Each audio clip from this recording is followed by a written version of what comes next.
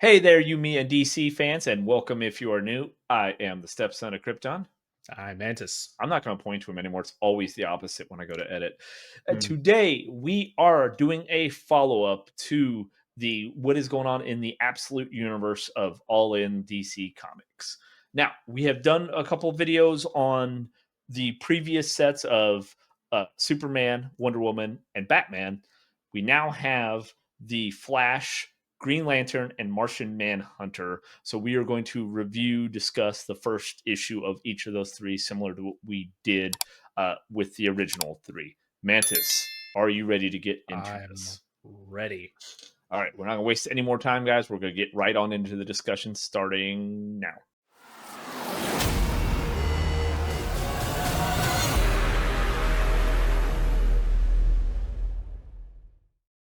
All right, guys. So, those of you that have been here on the channel for a while, we definitely thank you guys for sticking with us. You may remember we did the Absolute Universe when they first launched, where we discussed and we did a real quick kind of overview of the Absolute Superman, Absolute Batman, and Absolute Wonder Woman. Well, we got through the first 5 issues of all of those, and now as they're spilling off into 6 and 7s and getting new little storylines, we've gotten Absolute Flash, Absolute Martian Manhunter, and Absolute Green Lantern. So we got another group that's at least going to have 5 comics each of a run, while everything, and then I've got to assume we're going to get a crossover of some form. Now, Yeah. here's the one interesting thing for my comic book fans have. It's interesting to think about that we have 6 of the 7 founding members of the Justice League, but there has not been a mention of that seventh character getting a comic, at least in the Absolute Universe, and that would be Aquaman. So I say that's interesting. For those of you, Mantis, are you caught up on the New Gods? No, I'm not caught up on the New Gods. Okay, so by caught up, I mean, are you to the last issue, or have you not I'm read not. any of them? I've not read. I've read the first and second issue. I've got the Okay, third. so Do I don't know. I have to go look of which of what I have. I think I've got all of them that are released currently. okay, so But you no. should know there is something going on potentially with Aquaman, which might explain his absence in the Absolute Universe. Are you referring to his possibility of being Dark Side? Yes, Okay. so because I thought it was in within the first 2 issues of that. Mhm. Yeah, so with the New Gods, they're talking about, they're trying to find. They believe that a new god has been born, and they believe it has the potential to be Darkseid, but it is potentially Aquaman.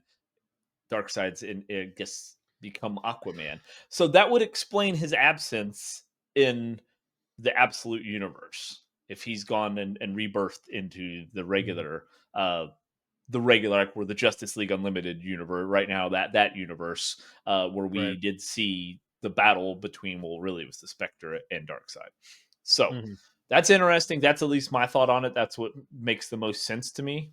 Let us know what you guys think, if that's the reason we don't have an, because that I know of, we're not slated right now to get an absolute Aquaman. I don't know. I could see them wanting to kind of do that crossover to get you to buy, because like you said, like the current run of Aquaman is a new series. Like it started what, like a couple months ago, right? Like there's For only issue 4 three. just came out today. Okay, yes. Oh, yeah, you told me that. Yeah, before we started recording. So, issue 4, I mean, it's been out 4 months. I mean, that's a little bit shorter than when the Absolute Universe started and the DC special issue came out that kind of spawned this Absolute kind of comic line in All In Universe. And but it's technically, I mean, it's not a part of the Absolute Universe. That Aquaman, the Aquaman line is not, as well as the New Gods are not technically in this Absolute Universe. It's supposed to be separate. However, it does lean an approach that we've talked about in the other videos of wanting to spill over in between the different mediums of whether that's comics, TV shows, or movies, of these characters intertwining not only in the actor side of things, but also this happens all the time in comic books. This is nothing new for things intertwining in storylines, obviously, because I think we brought this up in the last video we did of Justice League, where it showed all of the different issues going on in the side, like the questions popping out of all this. But this is all surrounding quote unquote the Justice League Unlimited universe, right? And um, yeah, I mean Aquaman not being having his own absolute storyline, dude. I could totally see him popping in this culmination issue. It's kind of special or whatever you want to call it. You mentioned because I could have swore I heard something about that or read something about that in one of our, like when you go to the comic book store, you get like the free issue that shows all the comics coming up in the next month or next couple months, right? I could have swore I saw something in there about that. So we'll have to, we may put it in the description of what that is. But yeah, I totally can see that popping, and that would be awesome. Like I love Aquaman, but I again, this whole thing spawned with Darkseid. He's got to come back in at some point, right? Like he just has to. Yeah, and like, and they mentioned him briefly in the Justice League Unlimited series. We've seen the parademons, but we don't know. And again, with the new gods and the Aquaman, that's all in that same, which actually came from the absolute power. All of that's tied in together.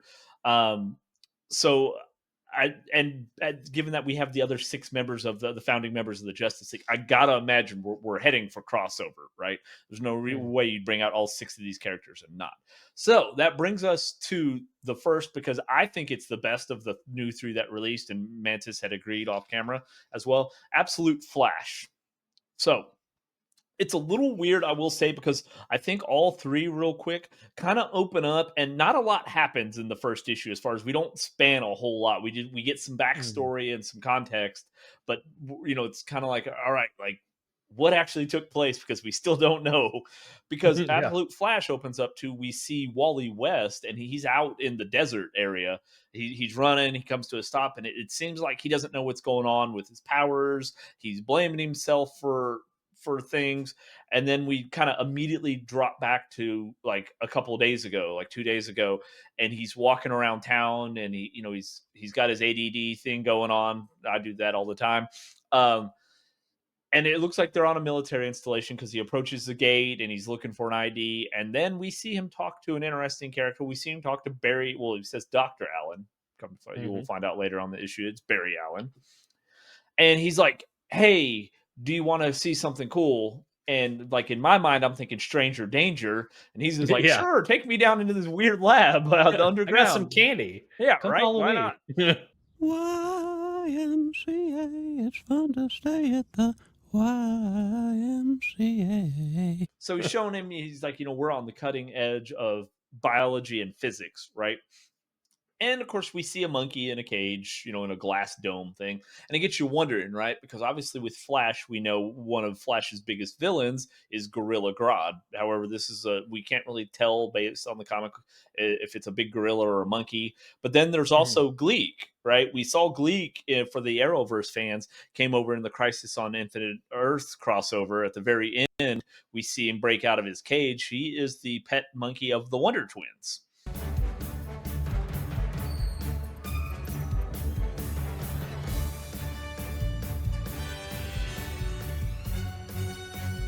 So, Mhm. like, it doesn't say who. More than likely, to end up being Grodd. Um, but then we kind of flash back. We see Wally going home, and his dad kind of has that abusive parent thing going on. He's being, a little harsh on him for being past curfew.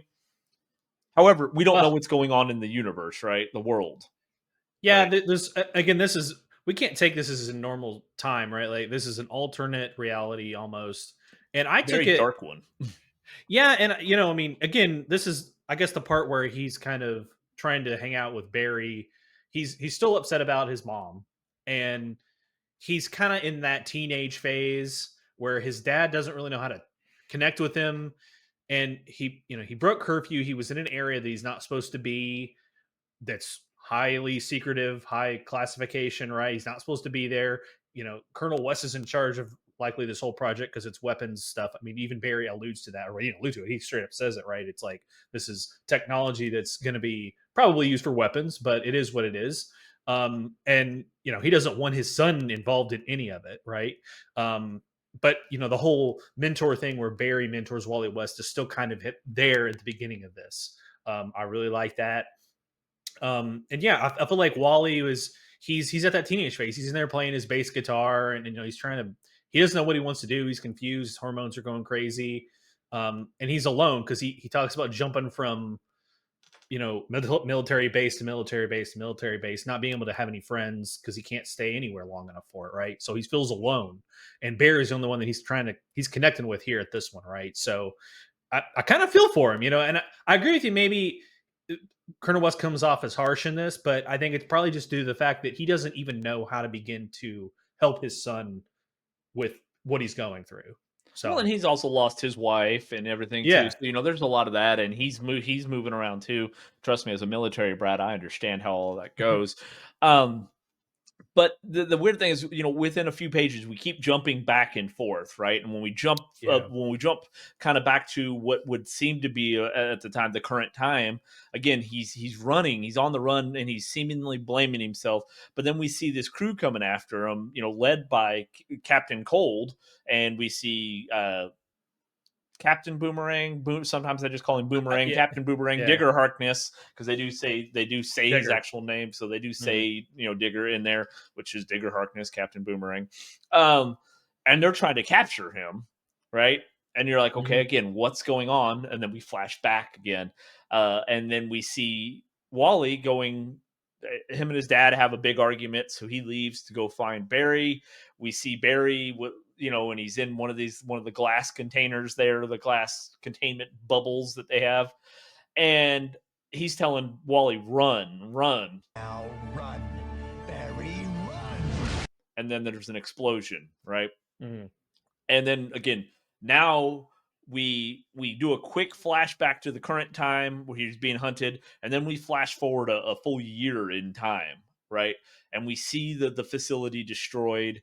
We see Wally looking around, and again, he's been hiding. He's been on the lam. He feels like it's you get all this guilt from him, but we don't know what actually has gone on yet. We haven't got the finite details of it, right?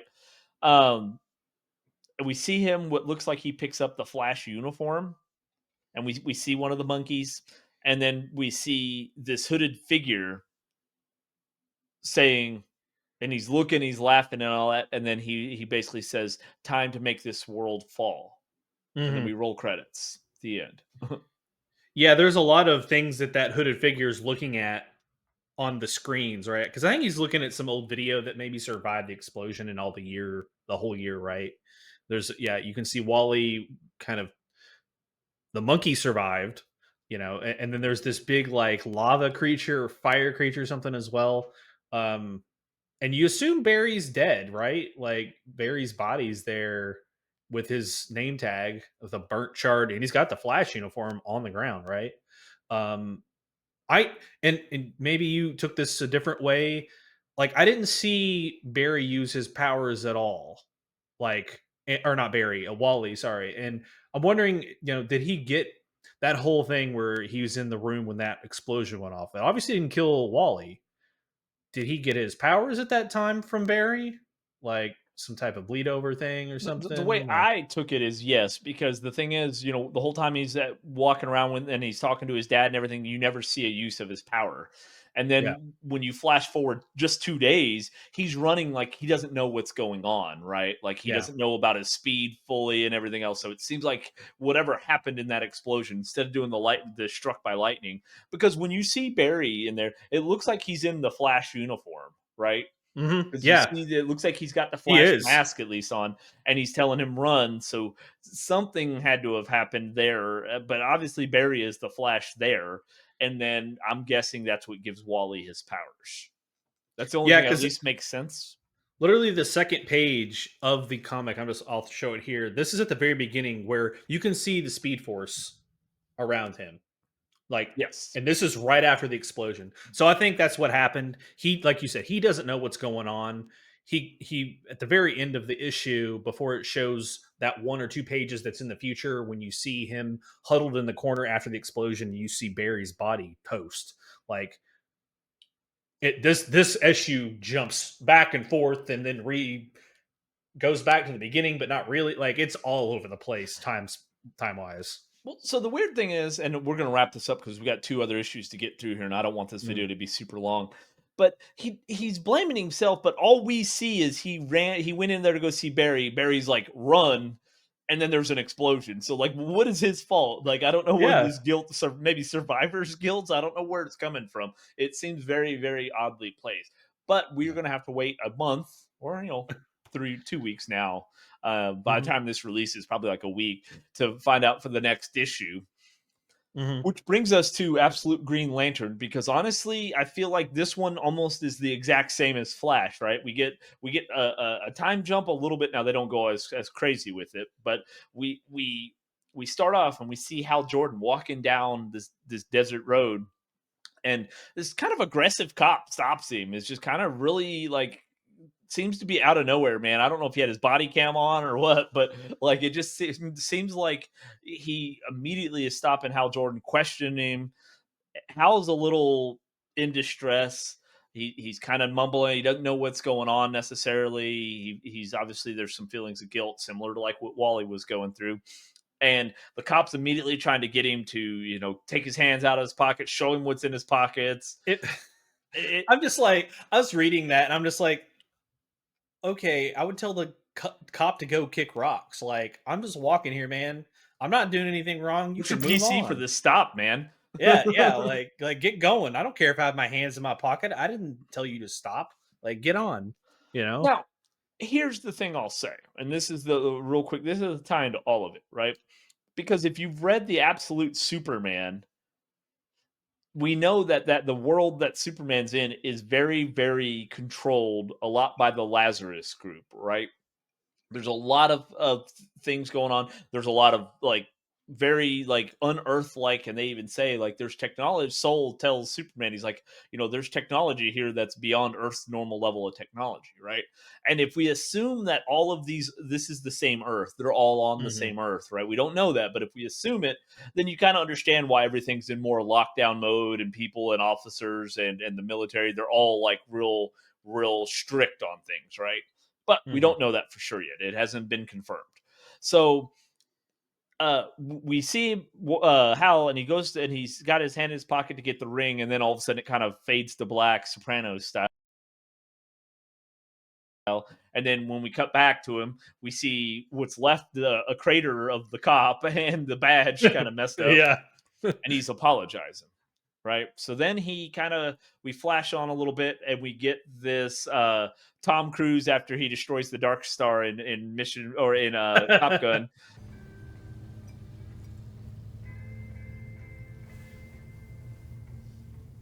And he goes into this little diner and gets some water.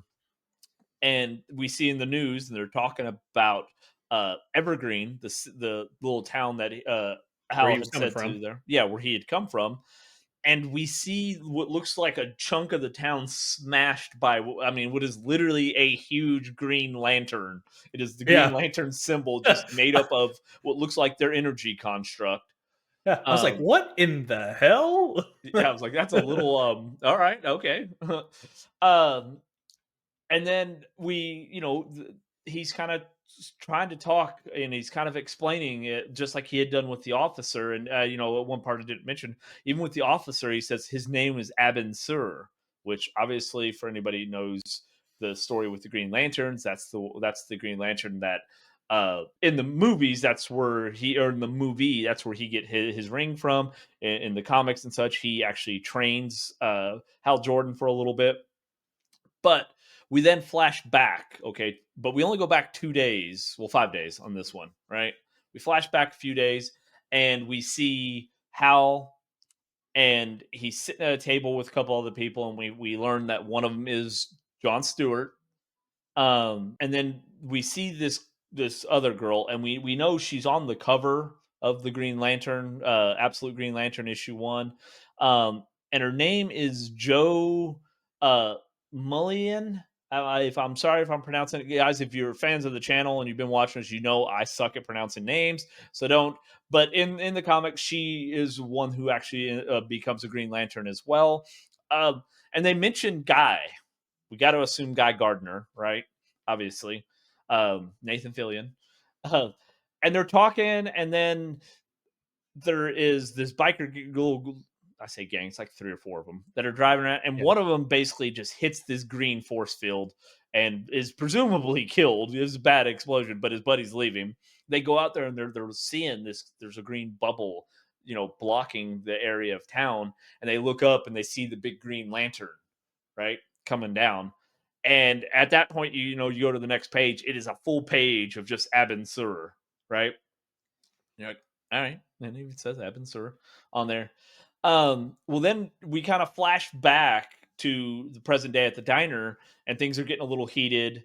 And, it gets to where the diners are almost wanting to attack him, and a gun gets pulled out, and Hal even gets shot.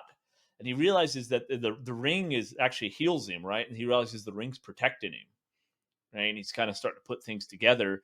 And just then, the wall of the diner like breaks open, the door and all that, and we see Joe, but she is in a green aura and she has a Green Lantern symbol on her shirt. And she looks and she says to Hal, What happened to you? "What happened to you?" Yeah, thank you. Mhm. Sorry. And then roll credits. That's it. Again, we haven't got a whole lot out of these comics yet because that's a little itty bitty tidbit, but it is the first issue, right? It does What leave you wanting more. Yeah, what threw me is The Ring. Like, I don't know if you've seen The Ring, the horror movie The Ring, but like, Peter, don't. They say if you watch that video, you die. Yeah, that's a lot of baloney.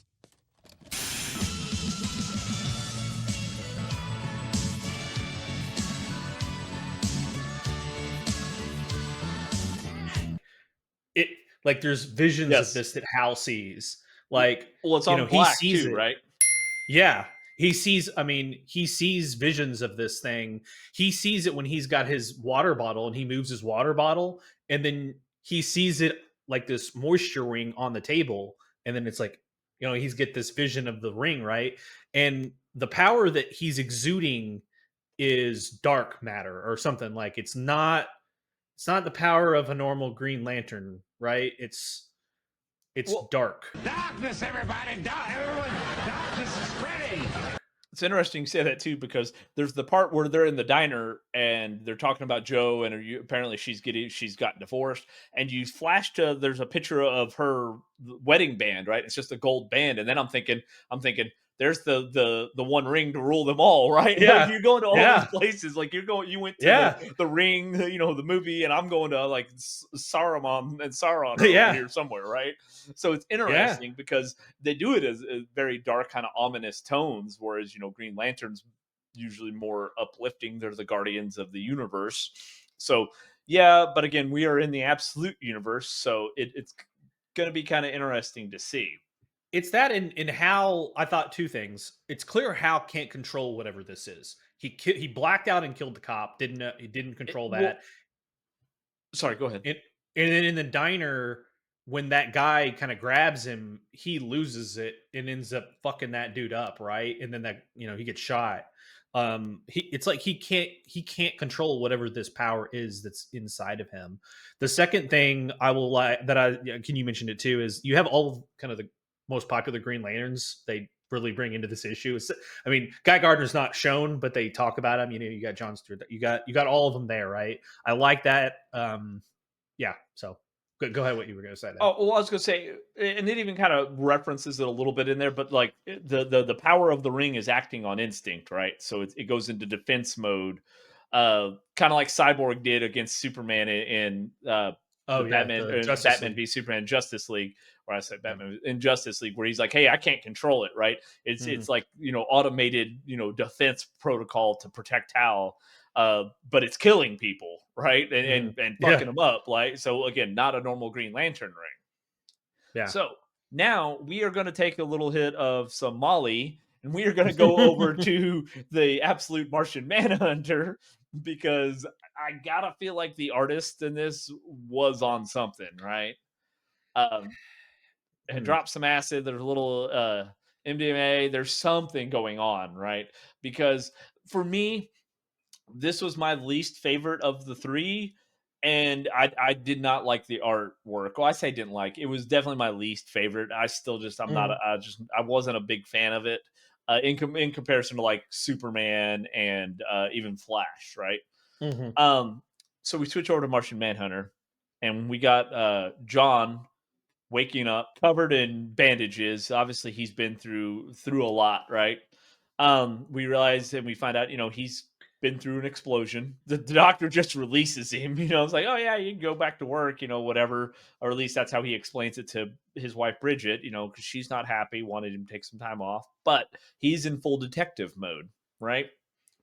Um, and then the entire time he's kind of having this like existential crisis while trying to figure out what happened, and it seems like some memories of things are blurring him, kind of blurring the lines, right? And he's having these little acid trips.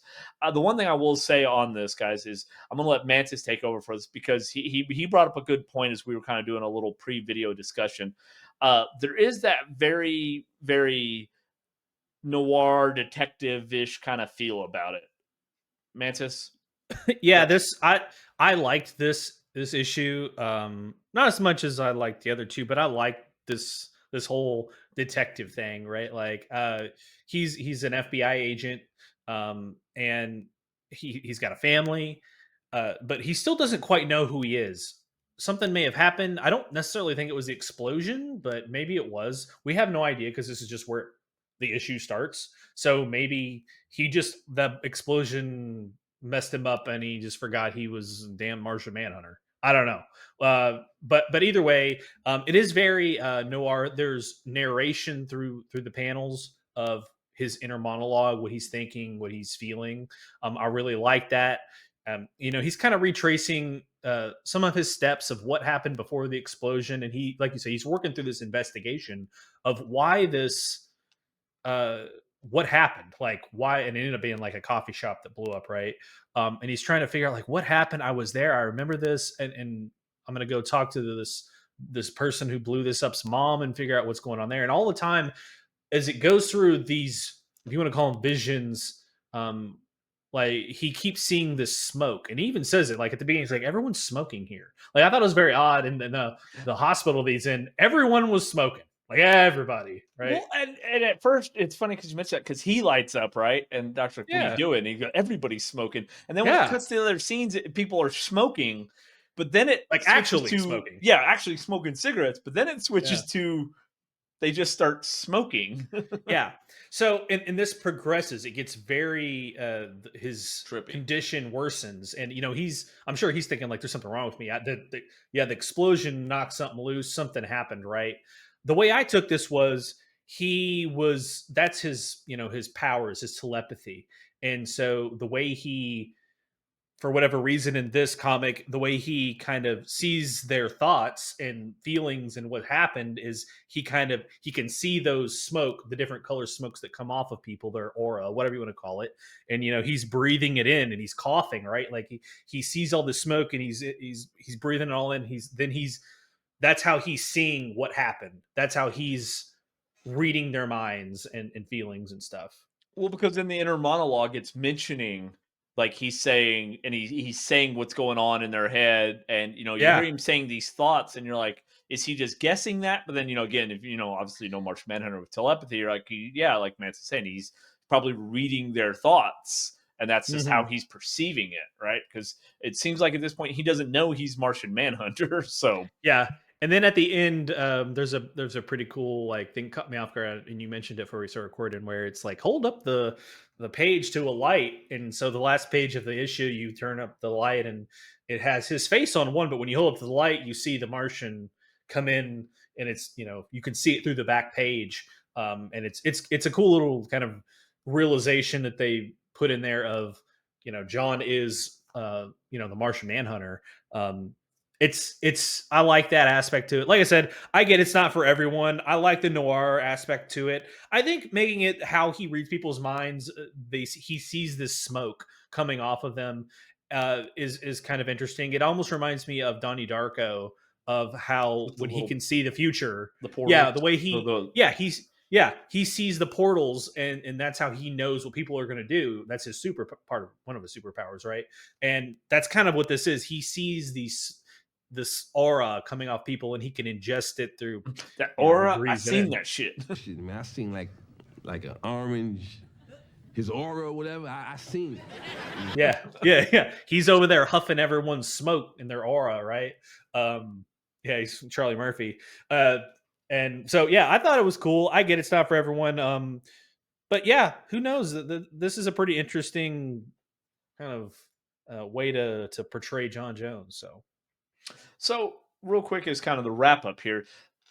It'll be interesting to see how they tie all of these together if they are going to, right? Because it does seem like we are on several different Earths. Like they're not all the same, right? mhm. Could be that they are. It could be that they're not, and they will do something that will cross them over. But it seems like they're we're in the absolute universe, and then there is the regular universe where Justice League Unlimited and all of the rest of All In Comics is at. So it'd be interesting to see how if they do it, how they tie it all in together. Because again, right now we've not heard any mention of these other people in any of the other comics, right? They're not saying, "Oh, Yeah. hey, this being flying around," talk about Superman and things like that. Because of course, if you were reading the Absolute Superman, they still don't really know on that Earth what's going on with him, right? They're still trying to Mhm. figure it out. So it'd be interesting to see. So, guys, let us know down in the comics if you have started the Absolute Universe at all, and if you're right there with Mantis and I, how do you feel about it so far? Uh, do you want us to do more in-depth videos, more like what we're doing with Justice League the Unlimited right now, where we are literally doing like an issue, maybe two per video? Kind of do more of an in-depth breakdown of some of the issues. If there's a particular character you want to see, we Mhm. can definitely do that right now with the Absolute because there's so many with the 6 different characters. We're just kind of And it's doing very popular. overviews, Like right? absolute issues have been very big sellers. It's very popular, so it's one of the reasons why we focused in on these. And as you mentioned, our Justice League Unlimited series that we're doing currently as well. We're through 5 of that, and it's getting real good. It's I think they're at a this is kind of a mid break. I think you get 5 issues of mid break here because there was a big reveal at the end of this last issue. But I think both the Absolute stuff and the Justice League Unlimited has been really good. Well, it's funny, real quick, because in the Absolute Wonder Woman, it said issues. The first one says issue 1 of 5, right? Well, now when you look at Absolute Wonder Woman 6, it says issue 1 of 2, right? So it's Absolute Wonder Woman 6, but it's a little two-parter, and then they're going to do another how many ever parter, and they'll do another one. So I like that they're doing that, but they're continuing the line, so we will have these Absolute comics as well. Mhm. And as well, guys, if you have made it with us this far, definitely give the video a like. He's showing you where. Fuck, I said I wasn't going to point. Subscribing to the channel so you don't miss out on any more of our in-depth comic reviews and breakdowns, as well as all of the other Superman news. Guys, it is April. We are in the summer of Superman. We're getting ready to get the reprint of Action Comics #1, the first appearance of Superman in June 1938. So, and then next month we're gonna have the Superman movie finally. Check out our other where we broke down some more of the other comics, as well as our full sneak peek breakdown or review. We watched that for you guys. Go check that out as Mhm. well, so you can be as excited with us as we are with about all this Superman stuff. Have your little bell notification click so you get alerted when we put out new videos and all that good stuff. Because at the time of recording, tomorrow, Justice League Unlimited 5, that breakdown of just that one will release at the time of this recording. So, Oh yeah. Mantis, anything Mhm. else?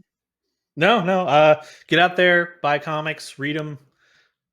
Yeah. All right. Well, then that's going to do it for us on this episode of You, Me, and DC. Until next time, we'll see you then. Later.